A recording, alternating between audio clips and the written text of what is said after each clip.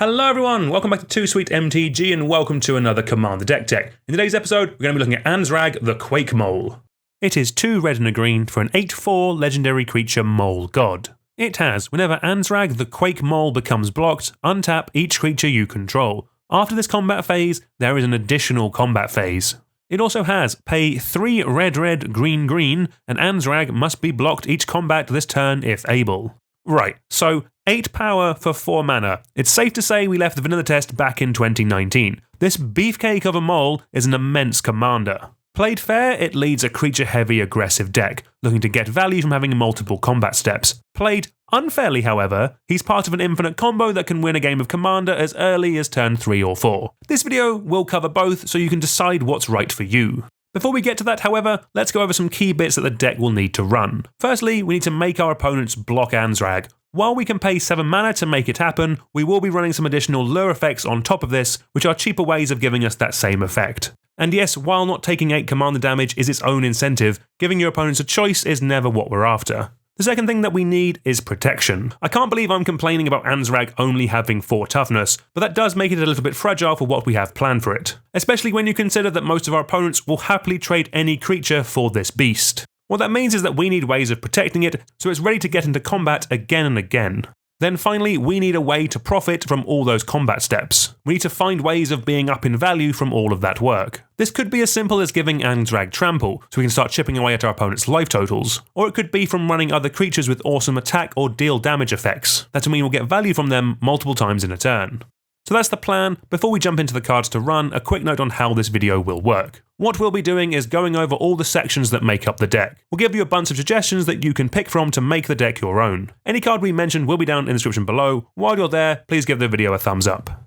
Okay, so the first section we need to go over is some effects that make our opponents actually block our commander, as this will mean we'll get those lovely extra combat steps. These are traditionally known as lure effects because of the card lure that was printed all the way back in alpha. There's a couple of other repeatable effects with things like Magnetic Web, Nemesis Mask, and Grappling Hook, which are all great at getting something in the way of Anzrag. Another repeatable option is Invasion Plans. This can make games a little bit stupid, as it makes every creature have to block. That does mean that it's perfect in the deck, so we can run it. We also then have some one-time effects. While they're not repeatable, they all come with some additional value to make it worthwhile, such as replacing themselves with another card with things like Irresistible Prey and Provoke, or they can buff up our commander with things like Compelled Duel, or by letting us really muck around with combat with a card like Berserker's Frenzy. We then have some cards that'll do double duty in the deck. Both Roar of the Challenge and You Look Upon the Tarrasque can also importantly protect our commander as well. Generally just having cards that do multiple things that the deck wants is always going to be really nice.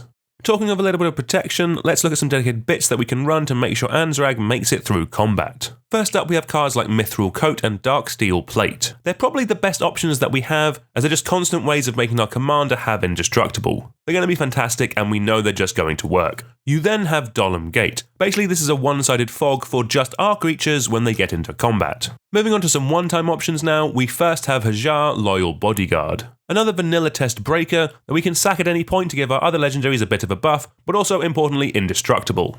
Then next we have some single-use instant speed ways of giving our commander indestructible. While they are just one use, they importantly do last until end of turn, meaning if we cast it at the start of combat, we'll have it for as many combat steps as we get. Cards like Tamiyo Safekeeping, Tyvar Stand, Withstand Death, Gaea's Gift and Heroic Intervention especially are all just going to be fantastic. And then lastly in this section, we have Vigor. This might actually just be the most broken card in the deck, as not only does it protect our commander from all damage, it also makes it bigger as well. Truly an awesome card. The next step is profiting from all of those combat steps, and all the attacking that the deck is going to be doing. First up we have some card advantage. Cards like Inti, Seneschal of the Sun, and Laelia the Blade Reforged exile cards on the top of our deck when we attack, which we can then cast that turn, which will happen every time we attack in this deck for some truly great card advantage. Then Gargaroth has a bunch of options, but just drawing a card is always going to be good. And then you have Etali Primal Storm. This lets us cast spells on the top of everyone's library whenever it attacks, meaning we could be putting into play dozens of things every combat step.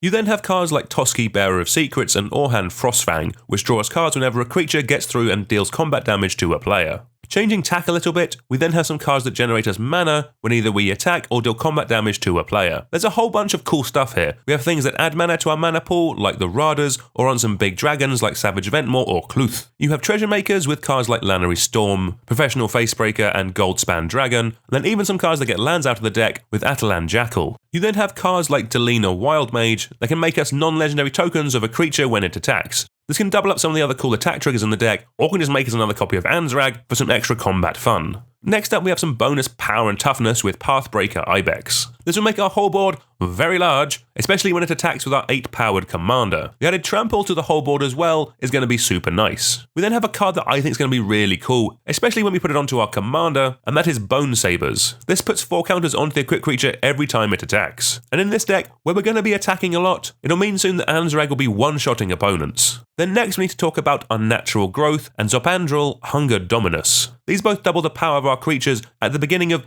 each combat.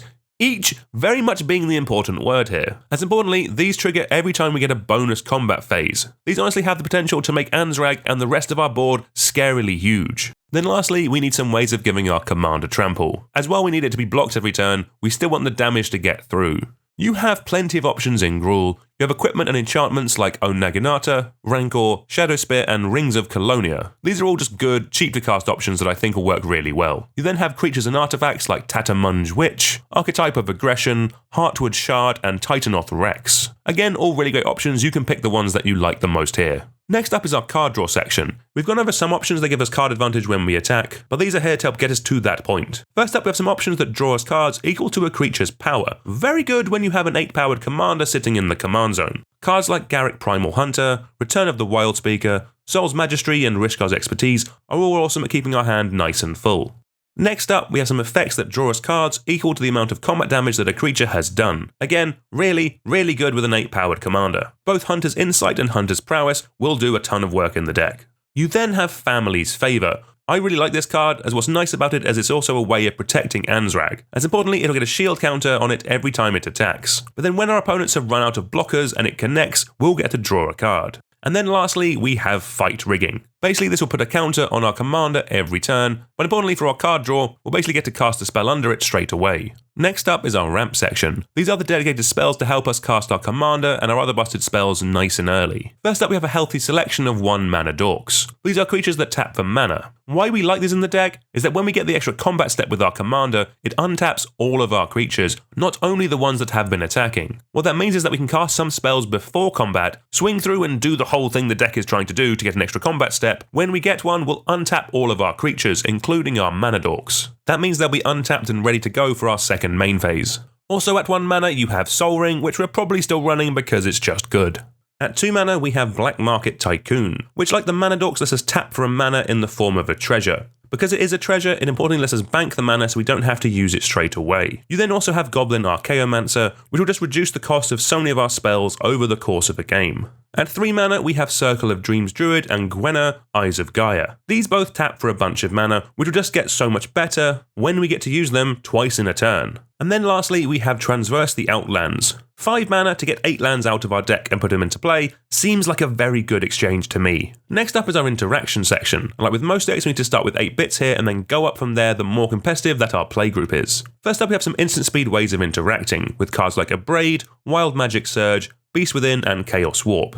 They're just really good options and great at stopping our opponents on their turns. You then have some punch effects that you can consider, with cards like Ram Through, Soul's Fire, and Nature's Way. These cards really put the 8 power of our commander to good use. You then have a cool card like No Quarter. This turns our lure effects into removal, by making it so that whenever any creature blocks, if it has lesser power, it is destroyed. It also means it's protection for our commander as well, because it means if anything with power 8 or less blocks it, it'll be destroyed before damage. You then have some great board wipes in these colours, with cards like Chain Reaction, Chandra's Ignition, and Blasphemous Act. They're all just really good at keeping the board in check. Okay, we've gone over a bunch of cool cards, let's go over some dedicated ways of us winning the game. First up, we have some ways of giving Anzrag and the rest of our board haste. Cards like Ardor's Cobbler of War, Rhythm of the Wild, and Xenagos God of Revels are all great at letting us get into combat the turn Anzrag comes down. Come on, we're playing a Gruul deck, who has time to wait? Then next we have General Marhult El's Dragon. This just makes our commander get bigger every time it's blocked in a turn. This will mean that multi-blocking with a bunch of small creatures becomes all but impossible for our opponents. And then importantly, when it does get through for damage, after that it could just one-shot a player. Talking of, you also have Mage Slayer, another awesome nominee for scariest card in the deck. This just deals the damage straight to an opponent when Anzrag attacks them, meaning they can chump all they want, the damage is still getting through.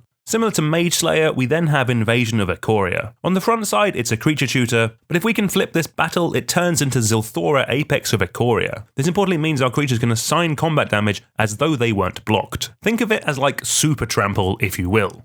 Okay, time for us to go over the combo win condition of the deck, and strap in because it is a cool one. It's actually pretty simple as well and doesn't need too many cards to make work. First up, we need to make it so that Anzrag has to be blocked. That can be either from a lure effect or from its own baked-in ability. Before damage on the first attack, we cast a fog effect, meaning that no combat damage will be dealt this turn. This means that our attackers won't ever die, but also our opponent's blockers won't ever die as well. But importantly, because Anzrag always has to be blocked, it basically means that we get infinite attacks this turn. We'll keep swinging in, our opponents will keep blocking, we'll get an extra combat step. This will just go on and on. How you turn this into a win is that if you add to the mix a creature that deals damage when it attacks, or actually something like Mage Slayer, will infinitely attack and ping out our opponents over those turns with these effects. You can replace the fogs with cards like Bubble Matrix, and you can replace the creatures that when they attack deal damage to a player with cards like Battle Strain or Heat of Battle, or you could even swap them for some ping effects, because remember they will untap every time we attack. But if I'm honest, the end result is the same,